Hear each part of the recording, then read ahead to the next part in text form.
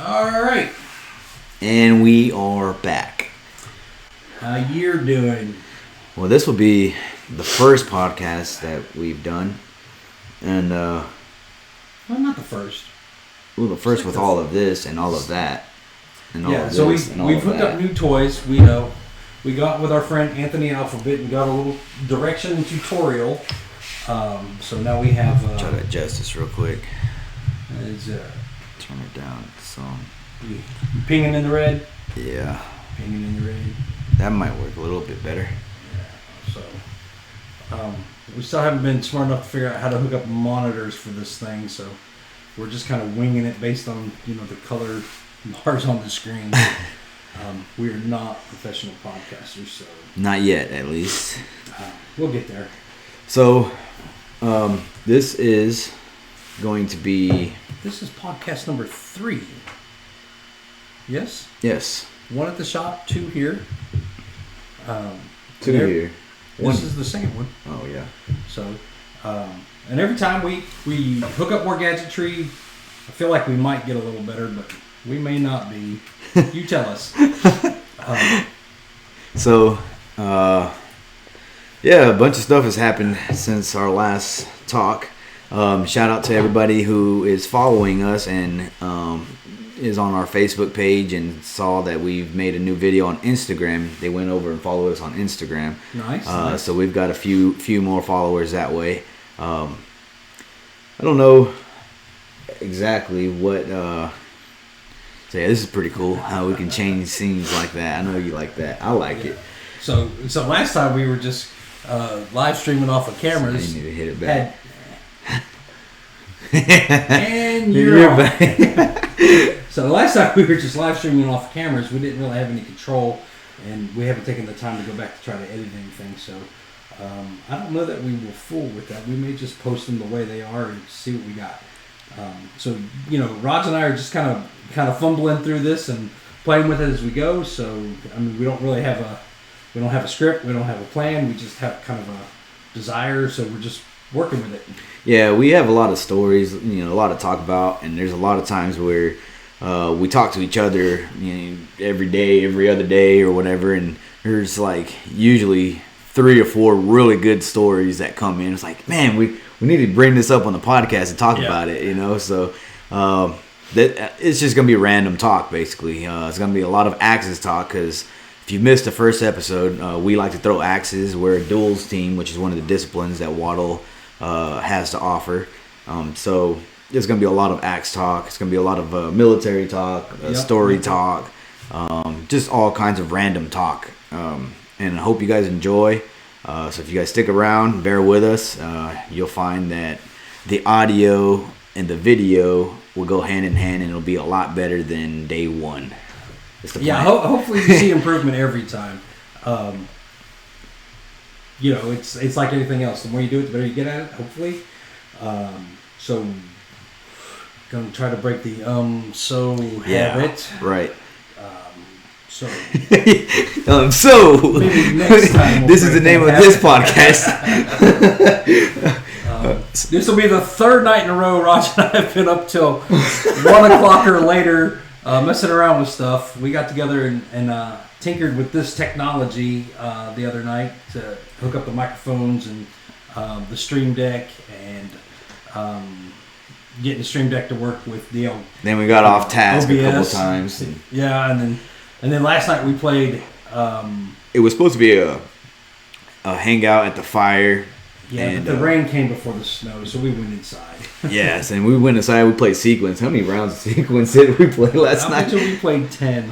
At least 10. So, had a couple games, just Raj and I, and then Zoe came home. Zoe and Grace are my younger 2 daughters. I have 3 daughters and a son.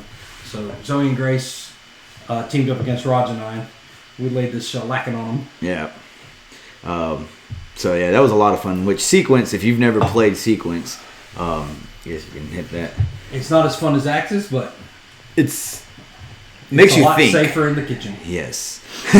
So yeah, sequence is a board game. You have 2 decks of cards, and the board is laid out, and you see every, I guess, small picture of every card twice, right? So every card will have a spot for its own, and then they have the jacks in the decks of cards. So the jacks, if you look on a regular deck of cards, you'll notice. I didn't know at the time until I actually started playing the game. Yep. So the jacks have one eye, or they'll have two eyes. And so when playing sequence, the one-eyed jack is it allows you to remove a chip from the opponent's side, and then a two-eyed jack is a wild card. So if you have a two-eyed jack in your hand, you can lay it down and place one of your chips, either to benefit you or to block somebody else. Yes, block the opponent. Yeah. So it's a really fun game. You can play 1v1, or you can play with 3 different players and they all go against each other. Or you can play on teams, so it's got to be an even team. So 2 people on a team, and you can have 2 teams or 3 teams. Yes, and when doing so, you have to sit, every other chair. So if you're playing with 3 teams, that would be 6 people. So if Ray was my partner, so it would be Ray, red team, green team, Raj, and then red team, green team, Ray. So that way it'll alternate turns. So it's awesome. So you have 7 cards. You pick a card and you lay it down and say that's deuce of clubs or something. Then you got to pick up your chip, whatever color chip you are, and you place your chip on the deuce of clubs spot. And the idea is essentially to get a sequence of 5 in a row. And Ray may or may not forget that on each of the corners is a free spot for every team. So everybody can go ahead and place, every team can go ahead and place a chip on each of those corners and utilize that as a free spot. So if you play the corner, then you only have to get 4 in a row. Yes. So I may or may not have gotten sneaky and used that plenty of times. I've lost more than once because of that. But so did Zoe last time. Yeah. So. And then we tested a theory, which I didn't get the statistics on that, but if you have the board laid out in a certain way, you're prone to winning more games. Whereas if you started to twist it to another way, it's like I'm gonna go with statistically that's not a thing. I don't know, but it was definitely a theory last night. So we rotated the board like 3 or 4 different times, and we're like, all right. And Zoe won once off of that. Yeah. She won the last 2 games. She claimed that the way the board was laid out, she wasn't winning. So we twisted the board around, and sure as shit, she won. Did she win? She didn't win the second round, did she? She did. She won 2 in a row. Yeah, because I was like, all right. So if you win again, based on how the board is laid out. Off of your theory, if you win again, then I might go with your theory, and I guess you won again. So, which is why it's messing with my brain as to this theory adding up. But anyways, it was just a fun night playing sequence. So if you've never played it, if you're thinking about playing board games, you get tired of the old regular Monopoly or Scrabble or whatever Yahtzee and stuff, go look up Sequence. Sequence is an awesome game to play.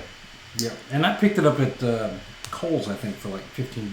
Yeah, relatively cheap. I don't know that I've ever seen it at Walmart. Target, it might be at Walmart. Target, I know for sure has it.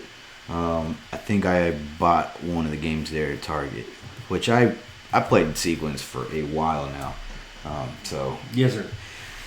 So that's just one of the games, and we like to play board games. So Ray taught me how to play. What was it? Quicks. Quicks is a fabulous dice game. Sell it for $10 at Walmart. It's a great dice numbers game. It's really easy to learn. It seems complicated at first, but we learned how to play it, reading off the instructions. If you have somebody who can show it to you, it's even faster. So definitely a good quick game to play. Yes, hence the name Quicks. Quicks. Ray taught me how to play that game, and we did that at Worlds last year in Texas, and that was an awesome game. I mean, we had like 10 minutes to spare, and he's like, "Hey, Raj, come on, sit down." Well, we played the first time in South Carolina, the regionals. Was it? Yes, sir. Because we played Quicks, dominoes, and chess standing at the bar. Oh, that's where we played it. We didn't play it at Worlds. We did play it in South Carolina in Greenville. It was nighttime after we had a good full out feast, good fire, good bags. Always good food at the Axe tournaments. Make sure you bring James Waldrop with you. Yes. We had a few drinks, and so we played a few games. What were we playing outside? We were playing. We had cornhole set up. We played Phase 10 card game. Yes. It's a pretty cool little game. It's like if you ever played hand and foot rummy, it's like that. Or I think it's like canasta, but a canasta memory is very old for me. Like I was like 10. My parents used to play. I don't know. So I've never heard of that game before. Yeah. We played Quicks, and he taught me that in a matter of 10 minutes or something. Yeah, it's super easy game to learn. Played it, and then the next day we were getting ready and to go back to the tournament, right? Probably. So we were sitting there, and we had like 5 minutes to spare. Oh yeah, it was like the last day we were there. We were loading up cars and stuff, and everybody was moving around. And Ray was like, "Hey, Rod, let's play Quicks real quick." So we sat down and we just rolling the dice and played Quicks for like 5 minutes or something. It was awesome. Yeah. So I guess that's sad about board games real quick. Unless you got something else. No, I'm good. It's I'm starting to feel the time, man. Yeah. Mold and give out. It happens. So axes real quick. I don't know. Have you been there and tossed the? You've tossed the Queen of Hearts a few times. I tossed the Queen of Hearts. Is that the goofy one where That's the Jack of Clubs. Okay, well, I tossed the Jack of Clubs up at Knoxville Axe. It seems like I've thrown a Queen of Hearts, but I don't remember where. It either had to be at Knoxville or had to be at your shop the other night. James's. Oh, James. Yeah, we went down to James's house and he had one down there. Yep. So Biggs actually has a full-on axe deal with all of Waddle's axes that people can try out. And he got in on the axe pack. Yeah, it's pretty awesome. That's a pretty good deal. So my intake on the Queen of Hearts. Excuse me. I actually really do like it. The thin profile, it's rather light, and it throws well. I mean, I like it. It's very similar to the Ace of Spades, which is my primary thrower at the time. And so the thing that I did not like, or that I noticed about the Queen of Hearts, which a lot of people are having a hard time with, is the fact that it's not, what do you call it, seated on there straight or whatever. Yeah, it seems like a QA issue with Waddle axes, which, come and go. Every new axe they've come out with, people have groused about. But right. For the most part, I've had good luck. I've got a dozen or more Waddle axes, and I've never had to rehang any of them. I mean, they all just work. Right. Yeah. I don't think I've ever had any issues with it. And I had like a few boxes of Butchers and a few boxes of Ace of Spades and stuff like that. And hell, I purchased some of my own, but I don't think I had that. All those axes, I'd say it's like 99% good. You know what I mean? Which is definitely not in Six Sigma level of quality, but Six Sigma. Yes. Are you part of that too? Because I know there's belt levels or something to that, right? Yeah. So this is a really old memory. I learned this in school, but I've never used it at work. So Six Sigma is the idea behind quality control is that quality's not a destination; it's a journey. It doesn't matter how good you can get better. So when you talk about standard deviations, if one standard deviation is like 98% of the opportunities. Right. 2 standard deviations is like like 0.00. No, I've got the numbers wrong. We're going to edit this out because I don't want to look like a dumbass. So 98 is like out here. So within 6 sigmas, percentile, you're going to get 98% out to here, and like 68% here, and then like 30 or 40% here. You know what I mean? Right. So 6 sigma is really measuring your number of misses per million opportunities or whatever. Like if you're within Six Sigma, it's like 14 fuck ups out of a million tries. Jeez. So we're definitely, Waddle Axes are definitely not within Six Sigma when it comes to quality control. Yeah. But not shitting on Waddle about it or anything. Yeah. Well, just giving my intake about it. That's because I noticed there's a lot of people online who have had a lot of issues and a lot of gripes about it. And my deal is, I don't know how many axes they've purchased, but I know Waddle will definitely do right with the people that purchase. And that's what I was going to say. When you have something bad enough to return it, is it ever a problem? Right. No, I've never had to return one. So, and I've got a dozen or more. So I did purchase a Butcher when they first came out, and I think it was the Gen 1 Butchers. When I purchased it, the blade just wasn't sharp enough. I remember that. It was like super dull. Like nobody. So when you purchase a Waddle axe, it comes with a little card deal or whatever, and it explains the fact that it's super sharp out of the box. No need for extra sharpening. Be careful. This, that, and the third. And so I was super stoked about it, and I picked it up. In there anymore. My last 2 or 3 Waddle axes did not have that card. So when I picked it up, I mean, it was dull, man. I probably could have brushed my teeth with it or something. I mean, it just was not it. And so I wrote, Waddle and explained to them what the deal was. And they asked for a few pictures. So I sent the pictures up their way.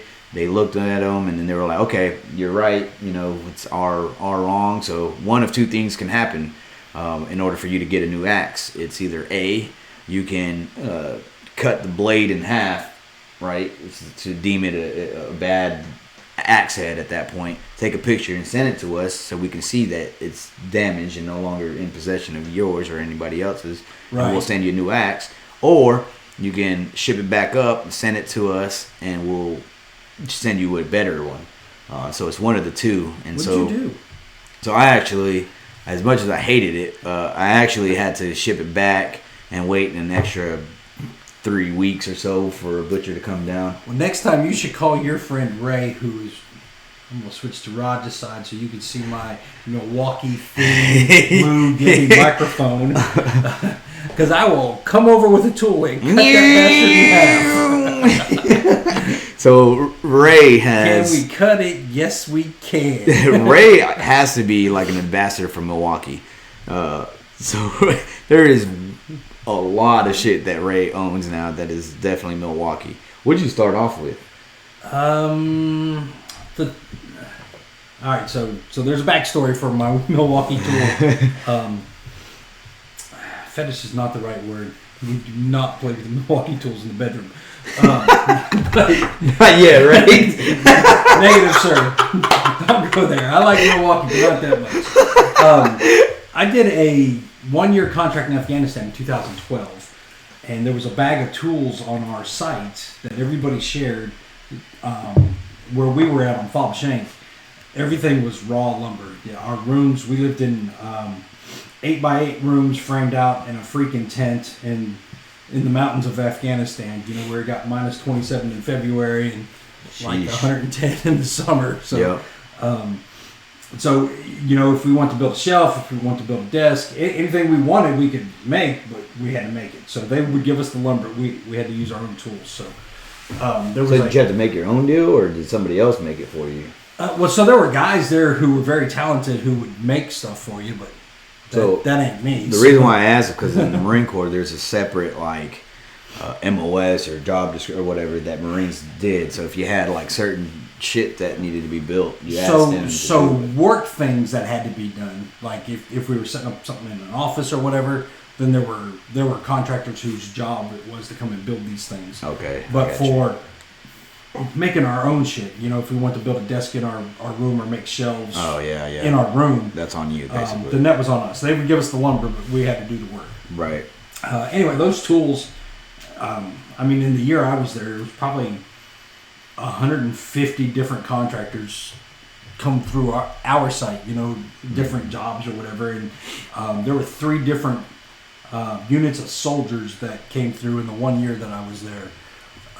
So I got there and there was probably a month left on the first group, and then Charlie 57 out of Fort Hood was the one that was there the longest, and then a new group came in like 2 months before I left, 3 months before I left, and everybody used these damn tools. So the guy who owned them sold them to me before he left, and when I left, we were all supposed to be leaving, so I just shipped them back to the States. Yeah, and they still work. Like I still have all those tools, and they all still work. And they were all Milwaukee tools. And they were all Milwaukee. So when I went to start buying new tools at the beginning of COVID, because I was going to build, the axe target. I built an axe target, which is the reason why I started buying new tools, because the tools were good, but the batteries had given up the ghost after a decade.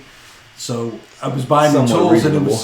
And it was there's always deals going where you can buy tools that come with batteries, and they're effectively cheaper than just buying the batteries. So that's what I did. So I started picking up the new Milwaukee Fuels, which were brushless tools, which is, I guess, faster and supposed to last longer or whatever. And I just kept buying tools that I didn't need, but I'm going to need very soon. So I'm kind of glad I've already bought them, because now I don't have to go out and buy thousands and thousands and thousands of I have thousands and thousands of dollars of Milwaukee tools. Yes. That as a computer guy, I had no need for. I liked it, so I bought it. You even got a temperature gauger now. That gauges the temperature. It's around here somewhere, because I knew it was going to be cold in here. It was 50 degrees when we walked in the door, and it's dropped. No, it wasn't 50 degrees when we walked in. It was 50 degrees on that wall when we walked in. Oh, inside of here, yes. But it was 27 degrees, and now it's 25 degrees outside, so it is probably less than 57 degrees in here now. I'd have to agree. And, without that thermometer, which goes all the way up to 1,000 degrees, in case you were wondering, and I know this because I had a forged level fire going last week before I changed up my fire pit, and it stops at 1,000 degrees, and I had it there more than once, so it was a fantastic fire. And so now you actually went down to Home Depot and purchased, you went to Tractor Supply, right, to get the metal ring deal? Yes. So I stumbled across a video on YouTube about a guy who made a smokeless fire pit, kind of like the solo stoves that you can buy. That's pretty interesting. Brio, and they're like $500 stoves, and I'm not spending $500 on one. Unless if it was Milwaukee, right? Well, if it was Milwaukee and had a built-in billows, that kind of thing. Of course, if you don't have something that has a built-in billows, you could take your Milwaukee leaf blower and set it up at one of the air intakes to your fire pit, and it will work like a charm. It'll get really hot.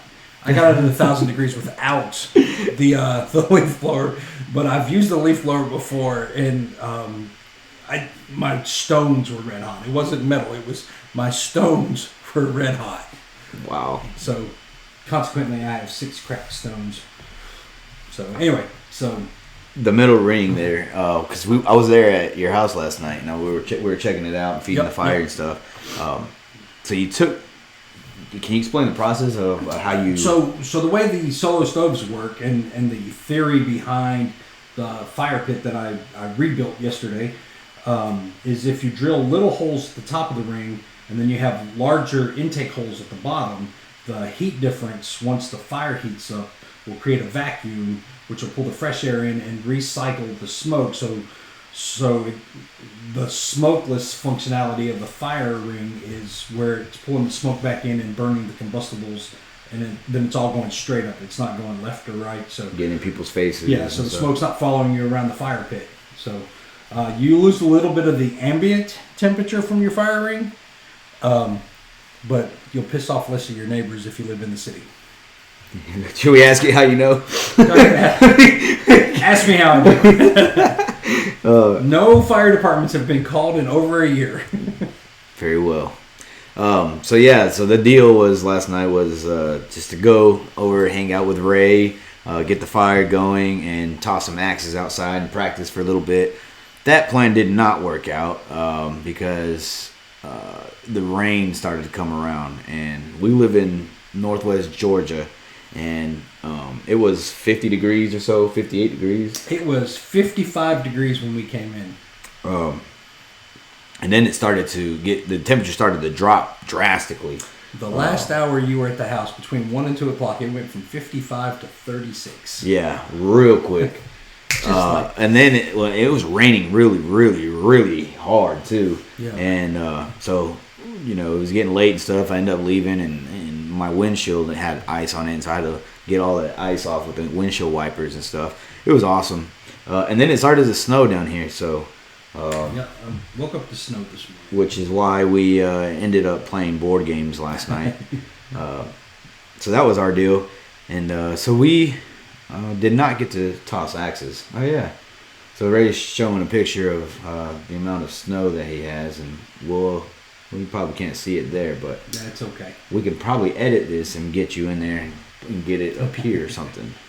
So you should have planned ahead and added it to a button. Yes. So very true. That's what we'll have to do next time. So what was the other thing I wanted to show you? I took a picture of. So today, oh yeah, that's all ice. That's freaking cool.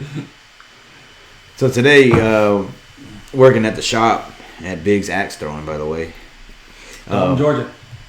I experienced my first person coming in who was blind, and that. Did you teach a blind person how to throw a freaking fucking axe? taught a blind person how to throw an axe. Awesome. That was amazing. Did you get that on video? I didn't get it on video. You should have called your friend Ray. We would have streamed that shit. Yeah, that was awesome, and I was glad that I was there to do that. I mean, I was so that's one of the things that I'm trying to work on in life is to capture moments. But I like to live the moments. You know what I mean? And it's really hard to capture that. Listen, if anybody who's watching this video has had that experience, you've got to share that with us. And then you got to let us know whether or not you videoed it, thought it was video worthy or whatever, because I think that is amazing. Dude, it was amazing. So it was. Did he get a bullseye? He didn't get. No, he didn't. But so when I was teaching it, so what happened, right? So there were I don't know, 8 or so folks in that group, or probably less. It was probably 8. Anyways, they were throwing and stuff, and I was taking care of some paperwork or whatever, and taking care of another group and helping them out. And then when they all came in and started to throw, I didn't think the blind guy was gonna throw because just how he was, sitting down and off to the side. Off the side. You know what I mean? Yeah, it was kind of different. I had a different vibe off of it. I was like, all right, cool. He's here to hang out with everybody. So I was like, all right. So what I do is I give the a safety instruction, and then I explain like how to throw, and then I do a demonstration on how to throw, and then I essentially let them start throwing and have some fun, try to figure it out. And if they have questions, 5-10 minutes later, I'll walk down and help them out and stuff. And so when I was explaining, I ensured that I wasn't doing any type of. So you want to make sure you're holding it like this, or you want to, if you can't see that. So I was using my words, which I actually really do 90% of the time, 98% of the time, I would say. We're talking standard deviations again. I see what you did there. So I like to use those words so that people, because I understand there's people that can learn when hearing certain instructions, and then there's people that learn when seeing certain instructions. So when I was given the whole briefing deal, I made sure that the blind guy could see me. No, he couldn't see you. Yeah, yes, they can. The blind guy could see me through the words that I was using. And so when I did that, I ensured that everybody knew what I was talking about, and so I let him have at it. So I went back to the desk and I was handling something, and I looked up, and this was, I don't know, probably 35 to 40 minutes into their session.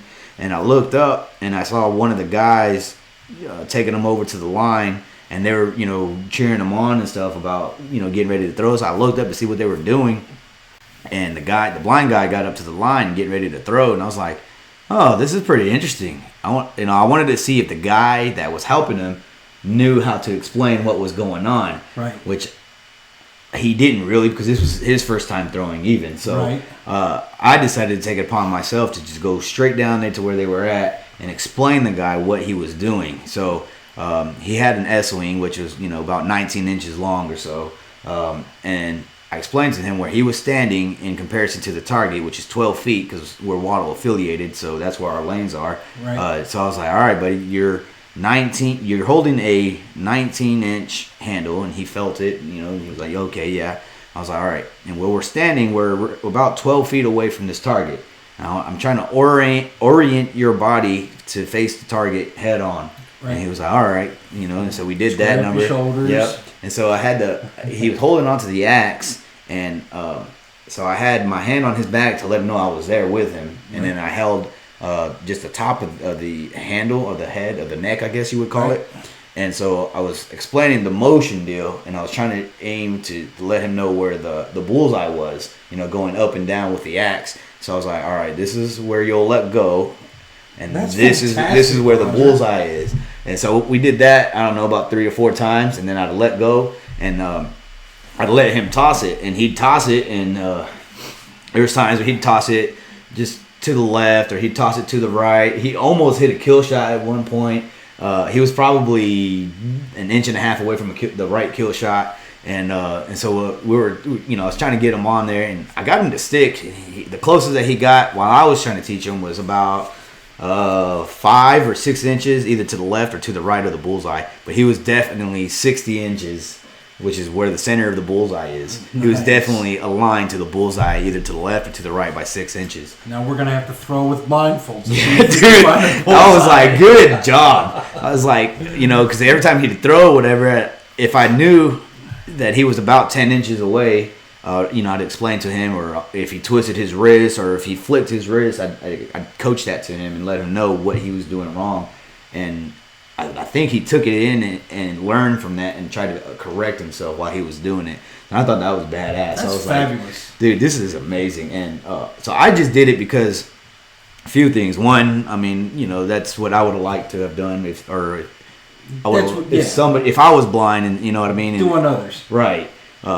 So that 2, he looked like he wanted to get into it. He looked like he wanted to be a part of the group. You know what I mean. So help him out there on that, and then, you know, 3, not only that it's my job or whatever that I do there. Right. I really personally love to help teach people how to throw axes. Like, I don't care if I got a good tip out of it. I don't care if I got any tip. I don't care about none of that bullshit. I was just caring if the guy and his group were all having a great time. And I got a few compliments from his group. Wow, you know, blind dudes don't throw axes a lot, I'm thinking, you know, just as a norm. Yeah. So the fact that you were able to give them that experience and make it enjoyable. Right. That's yeah, so he would throw, and he got it to stick. Giving me goosebumps, but it's 40 degrees.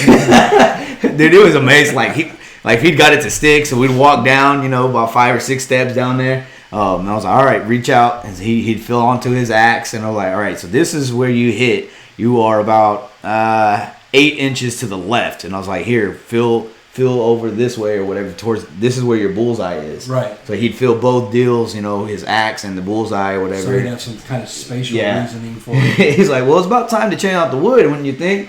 I was like, yeah, it's getting close. Everybody's a critic. Yeah, fuck. So yeah, I mean, it was just an awesome time. You know your targets are trash when the blind people are telling you. Yeah. I told you. Yeah, I told you they can see, man. So awesome. I don't know where I seen this or where I heard this, but blind people, or I guess deaf people even, since they're losing that sense, all the other senses get heightened. Right.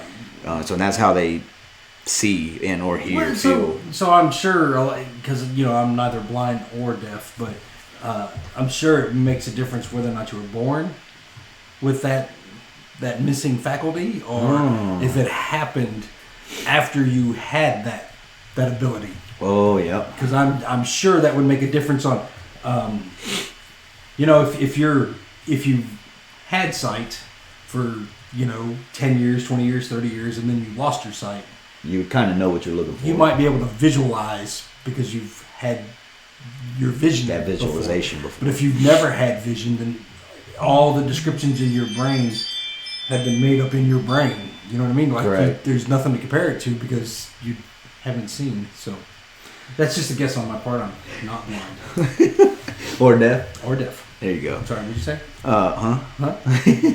So yeah, I just wanted to share that experience, and I couldn't wait to tell you about, because I knew you would appreciate that. That is fantastic. I think we're going to close it on that. I don't think we could go out on a better note. Yeah, that was just awesome, man.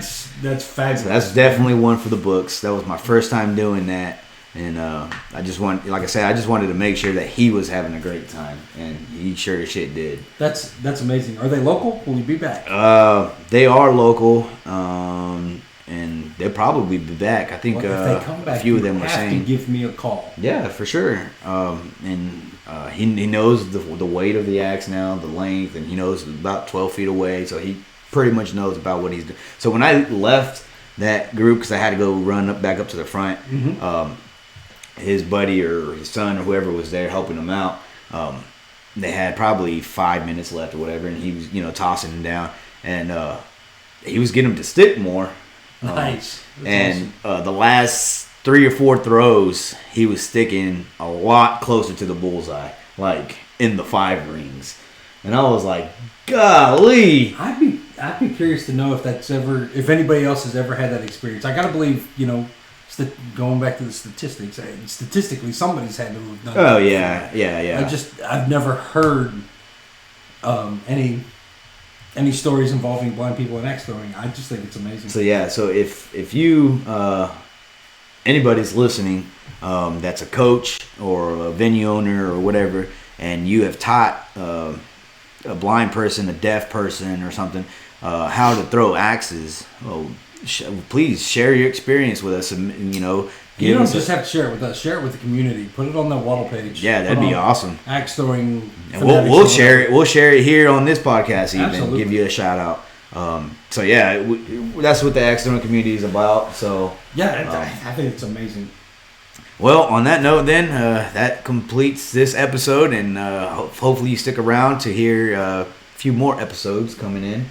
And so thanks for watching, and please share with your friends. So contrary to Roger's normal axe on, we're gonna do axe out.